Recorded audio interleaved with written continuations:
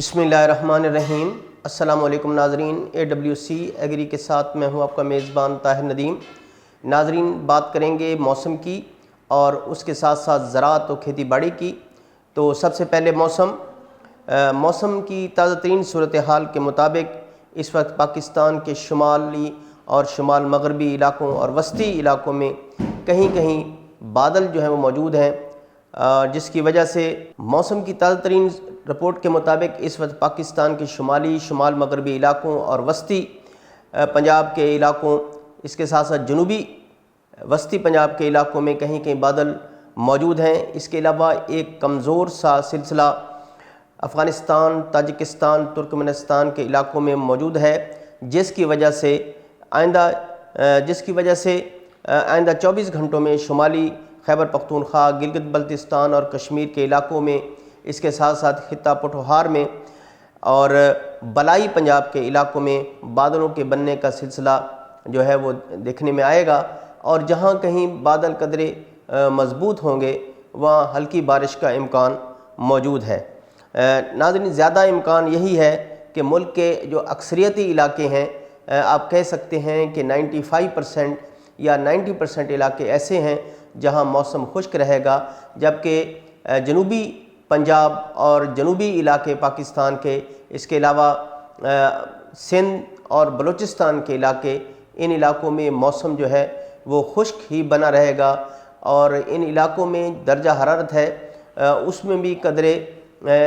मामूल से ज़्यादा दर्जा हरारत रहेगा और गर्मी की शिद्दत जो है वो देखने को मिलेगी। नाज़रीन, पाकिस्तान के जनूब मशरक़ी इलाकों में एक कमज़ोर सर्कुलेशन जो है वो बनने जा रही है। नाज़रीन, पाकिस्तान के जनूब मशरक़ी इलाकों में एक कमज़ोर सर्कुलेशन बनने जा रही है, जिसके पेश नज़र हवाओं का जो रुख है वो मशरक़ और शुमाल मशरक़ की जानिब हो जाने का इम्कान है, जिसके पेश नज़र बहावलनगर, कसूर, पाकपतन, साहिवाल, खानेवाल, मियाँ चन्नू, मुल्तान, कबीरवाला, लोधरा, विहाड़ी और मुहल्लका इलाकों में स्मोक के बनने का जो इम्कान है वो मामूल से ज़्यादा होगा। इसके अलावा कसूर, लाहौर, ननकाना साहब, पत्तों की, शेखुपुरा, नारोवाल, शकरगढ़, फैसलाबाद, कमालिया, टोबा टेक सिंह, झंग, इन इलाकों में भी स्मोक के जो बन के इम्कान है वो ज़्यादा रहेंगे और आइंदा जो दिन है उनमें स्मोक की जो शिद्दत है उसमें इजाफ़ा देखने को मिलेगा। नाज़रीन, अगर हम बात करें आइंदा 24 से 72 घंटों के दौरान, तो पाकिस्तान के बेशतर इलाकों में, जैसे कि मैंने पहले भी कहा कि तकरीबन 90 से 95% इलाकों में मौसम खुश्क ही रहेगा, तहम शुमाल और शुमाल मगरबी खैबर पख्तूनख्वा, गिलगित बल्तिस्तान, कश्मीर, इन इलाकों में बादल चूँकि देखने को मिल रहे हैं और यहाँ इन बादलों की वजह से कहीं कहीं बारिश के होने का इम्कान मौजूद है। नाज़रीन, जो मौसम है इस वक्त वो इस तरह से है कि बारिशों का इम्कान तो है नहीं और मौसम खुश्क बना रहेगा और शायद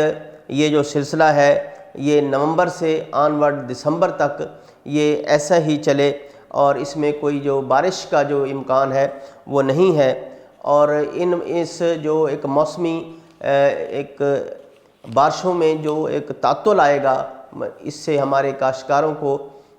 फसलों की काश्तकारी के अमूर जो हैं वो निपटाने में मदद मिलेगी। और इस वक्त जो है मुल्क भर में जो है रबी का सीज़न है वो भी शुरू हो चुका है और रबी की जो फसलें हैं उनकी काश्त का जो अमल है वो जारी है। और रबी की जो फसलें हैं ये भी हमारी मईशत में, हमारी खुराक में इनका अहम जो दारोमदार है, इन पर इन्हसार करता है खुराक का निज़ाम, जिसमें इन फसलों में गंदम, तेलदार अजनास, राया, कनोला और मकई, सूरजमुखी, इसके अलावा प्याज, लहसुन, दीगर अगर हम देखें तो इनमें चना जो है वो भी इसी मौसम में काश्त होता है। तो जो काश्तकार हैं वो इन फसलों की काश्तकारी में मसरूफ़ नज़र आते हैं। इस वक्त जो धान है उसकी बर्दाश्त का अमल भी जारी है और मकई की फसल जो है उसकी भी बर्दाश्त का अमल जारी है। बाज़ इलाकों में अभी कपास की फसल भी मौजूद है और उसकी चुनाई का अमल और उसे मंडियों तक पहुंचाने का अमल भी जारी है। नाज़रीन, इस वक्त हम बात करेंगे पहले سموگ کی کہ جو سموگ کے معاملات ہیں یہ اب آنے والے دنوں میں یہ مزید گمبھیر ہوں گے اور اس میں شدت آئے گی، اور اگرچہ اس سموگ کے پیش نظر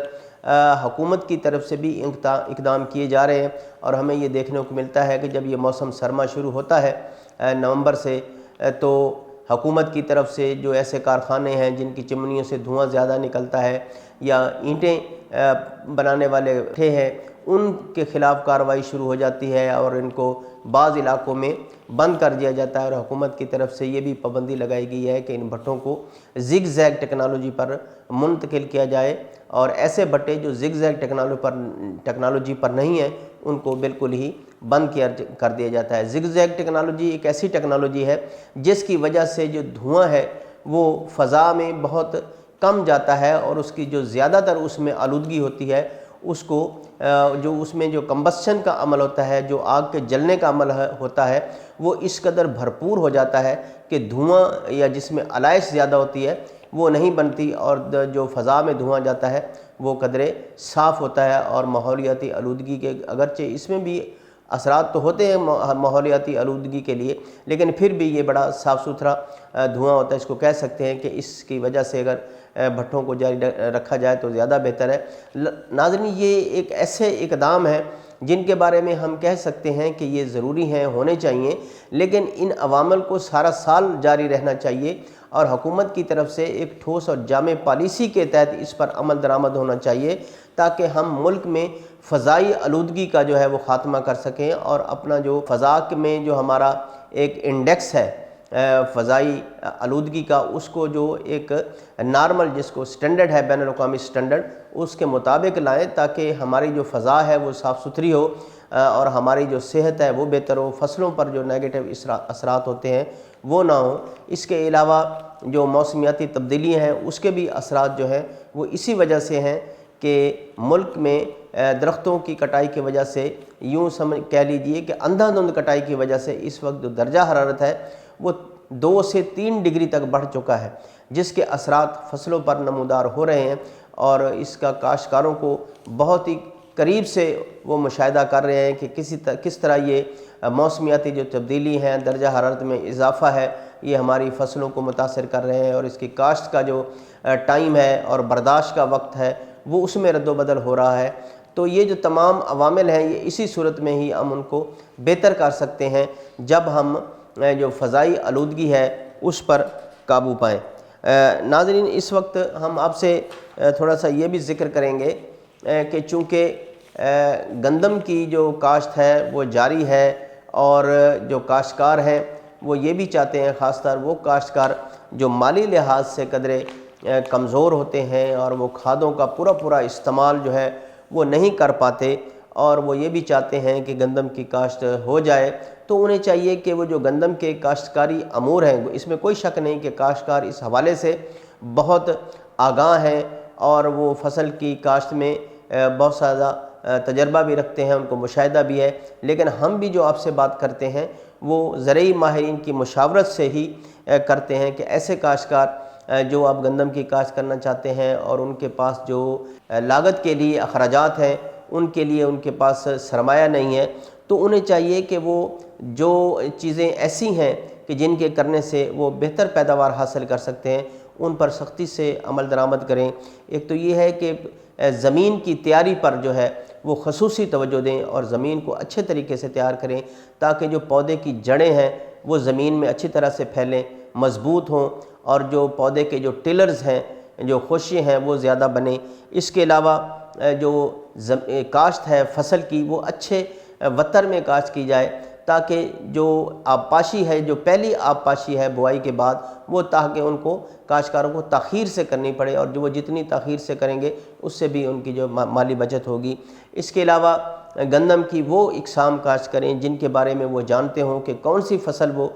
کون سی قسم گندم کی کاشت کر رہے ہیں، نئی ہے یا پرانی ہے، اور اس کا جو بیج استعمال کر رہے ہیں اس کی اگاؤ کی شرح کیا ہے، تو اس کے مطابق اگر اگاؤ کی شرح کم ہے تو اس میں وہ بیج کی شرح میں اضافہ کر سکتے ہیں، اور اگر بیج کی جو مقررہ مقدار ہے اس میں اگر وہ تھوڑا بہت اضافہ بھی کر لیتے ہیں تو اس سے جو پودوں کی تعداد ہے اس میں اضافہ ہو جائے گا اور اس عمل سے بھی وہ بہتر پیداوار حاصل کرنے میں کامیاب ہو سکتے ہیں۔ ایک بات اور کہ جب وہ کھیت میں کھاد ڈالتے ہیں تو انہیں چاہیے کہ کھاد کو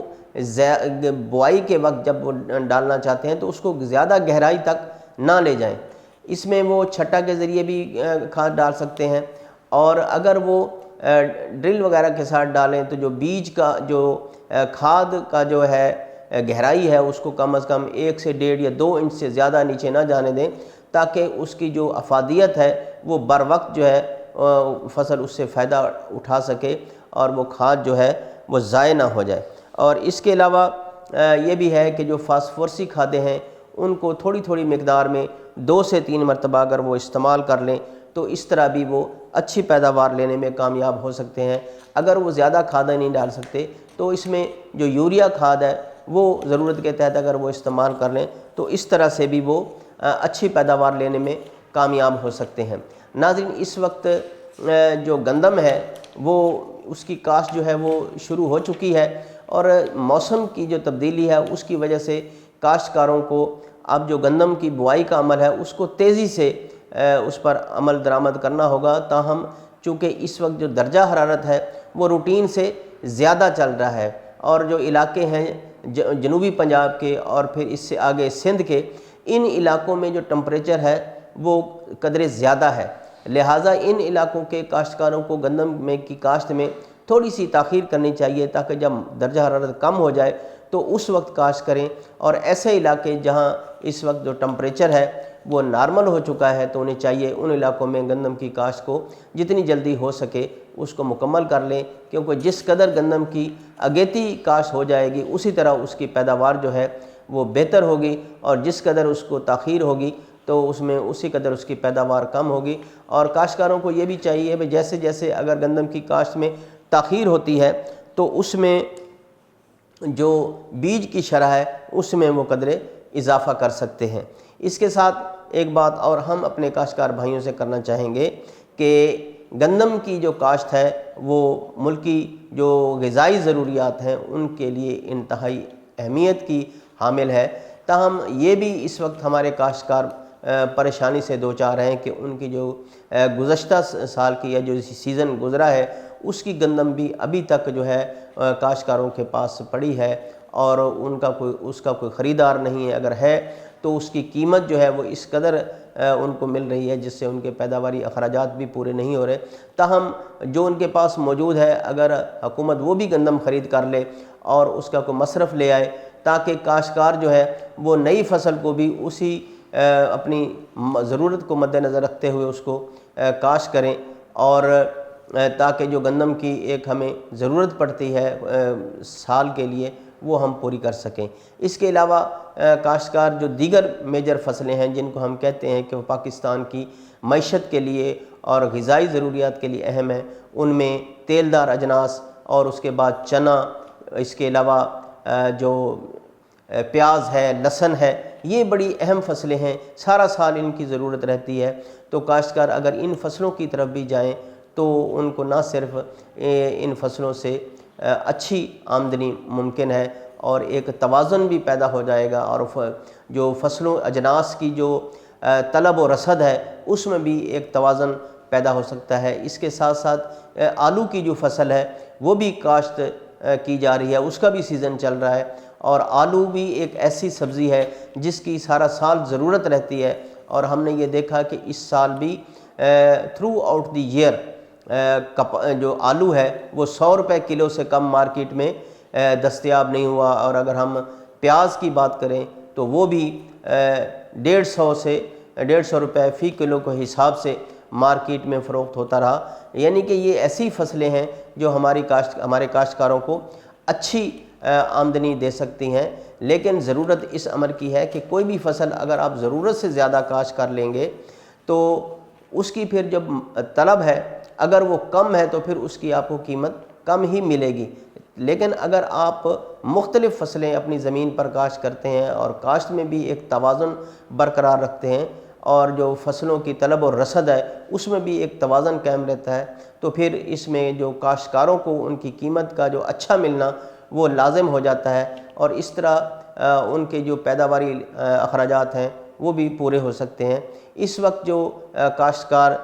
جس بات کا وہ زیادہ اظہار کرتے ہیں اور اسے نالہ ہیں وہ یہ ہے کہ حکومت ان کی جو پروڈیوس ہے، ان کی جو پیداوار ہے اس کے بارے میں تو حکومت سختی کرتی ہے، اور اگر گندم اسے خریدنا ہو تو وہ زبردستی خرید لیتی ہے، اور اگر اسے نہ خریدنی ہو تو جو مقررہ ریٹ ہے اس پر بھی خریدی نہیں کرنے دیتی، اور اگر اس کے قریب قریب بھی کوئی خریدار موجود ہوتا ہے تو اس پر پھر وہ کاشتکاروں کے خلاف مقدمات بھی درج ہونے شروع ہو جاتے ہیں۔ لیکن دوسری طرف جو زرعی مداخل ہیں جن میں کہ ہم بات کریں کھادیں ہیں اور جو پیسٹی سائیڈ ہے، زہریں ہیں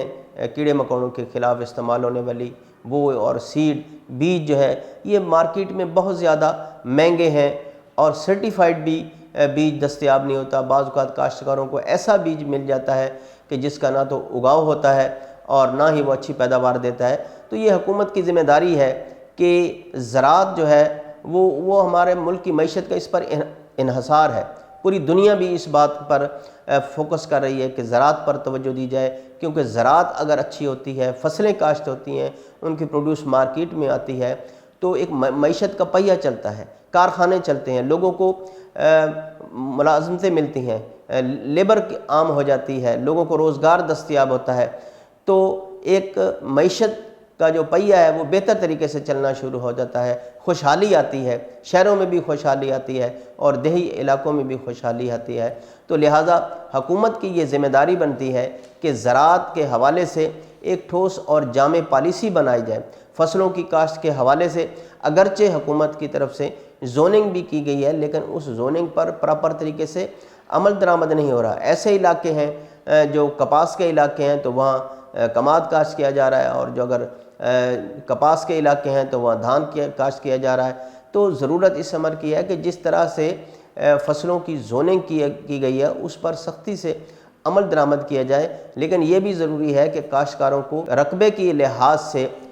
فصلوں کو ایک ان میں توازن لانے کے لیے جو مختلف فصلیں ہوتی ہیں ان کی کاشت کی اجازت بھی ہونی چاہیے، لیکن جس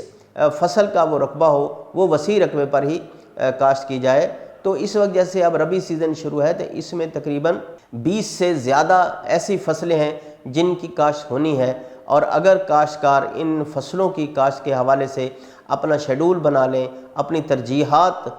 طے کر لیں تو لاہمالہ اس میں کوئی شک نہیں کہ نہ صرف ان کی پیداوار بہتر ہوگی، ان کی جو آمدنی ہے اس میں بھی اضافہ ہوگا، اور عوام کو بھی سستے داموں اجناس جو ہیں وہ دستیاب ہوگی۔ تو ناظرین، آج تک کے لیے اتنا ہی۔ آئندہ سیگمنٹ کے ساتھ پھر آپ کی خدمت میں حاضر ہوں گا۔ مجھے دیجیے اجازت۔ اللہ نگہباں۔